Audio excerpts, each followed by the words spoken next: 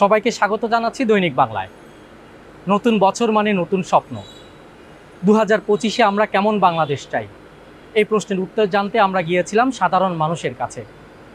চলুন দেখে আসি সেসব সাধারণ মানুষের অসাধারণ ভাবনাগুলো। প্রথমে সবাইকে নববর্ষের শুভেচ্ছা। নতুন বাংলাদেশ তো সব কিছুই নতুন হবে, সুতরাং আমার চাওয়ার অনেক কিছুই আছে। যেমন আমাদের বর্তমানে যে রাজনৈতিক টালমাটাল অবস্থা, এটা অবশ্যই স্থির হবে, দেশে সুশাসন কায়েম হবে এবং পরিশেষে আমরা সবাই মিলেমিশে অসাম্প্রদায়িক বাংলাদেশে যে স্বপ্ন দেখি এটা বাস্তবায়িত হবে। আমরা নাগরিক হিসেবে আমাদের নাগরিক দায়িত্বগুলো পালন করব। পরিশেষে আমরা একটা সফল জাতি হিসেবে আত্মপ্রকাশ করতে চাই এই বছরের ভিতরে।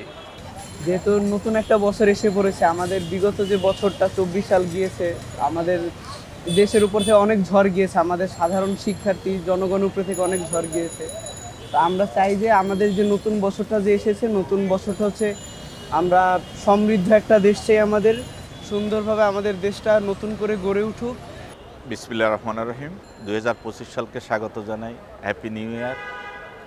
আমরা চাই আগামী 2025 সালে আমাদের, বিশেষ করে আমাদের সাংবাদিকদের নতুন করে আমাদের পথ চলার, যেমন আমরা আগে অনেক সময় অনেক কিছু করতে পারতাম না, আমরা সঠিকভাবে আমরা লিখতে পারতাম না, এখন আমরা সঠিকভাবে লিখতে চাই, সঠিকভাবে চলতে চাই। সেই সাথে আমি দৈনিক বাংলাকে ধন্যবাদ জানাই, যারা দৈনিক বাংলা আরও সামনে এগিয়ে যাক, পাঠকদের কাছে আরও সুন্দর সুন্দর লেখা যাক, পাঠকরা দৈনিক বাংলাকে আরও বেশি বেশি পড়ুক। আমি দৈনিক বাংলাকেও 2025 সালের শুভেচ্ছা জানাচ্ছি। আসলে আমরা তো সাংবাদিক পেশায় থাকি, আমাদের কাছে নতুন বা পুরাতন বাংলাদেশ বলে কিছু নাই। আমরা তাই সবসময় একটি সুখী সমৃদ্ধশালী একটি বাংলাদেশ থাক, এটাই আমরা আশা করি। দ্রব্যমূল্য নিয়ন্ত্রণের মধ্যে থাক, সাধারণ মানুষের ক্রয় ক্ষমতার মধ্যে থাক, যেটা বলবো আর কি।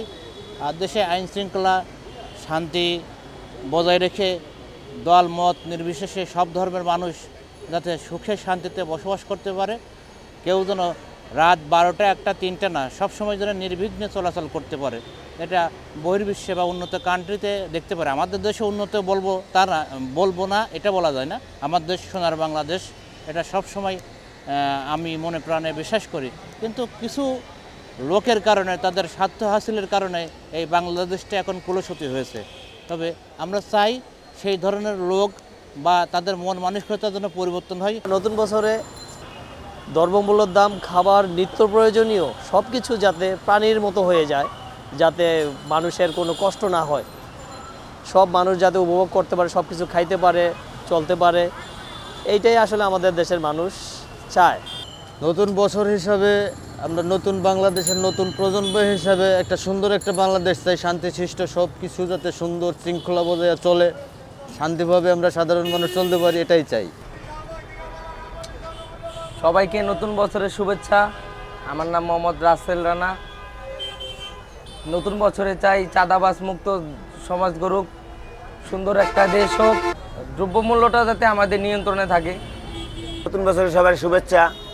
আমরা চাই নতুন সড়ক হোক। আমাদের দ্রব্যমূল্য যে জিনিসটা, বর্তমানে যে বাজারের পরিস্থিতি, এই বাজারে আমাদের যেই পরিস্থিতি, আমরা কামকাজ করে আমরা দ্রব্যমূল্য কিনে সংসার চলতে পারি না।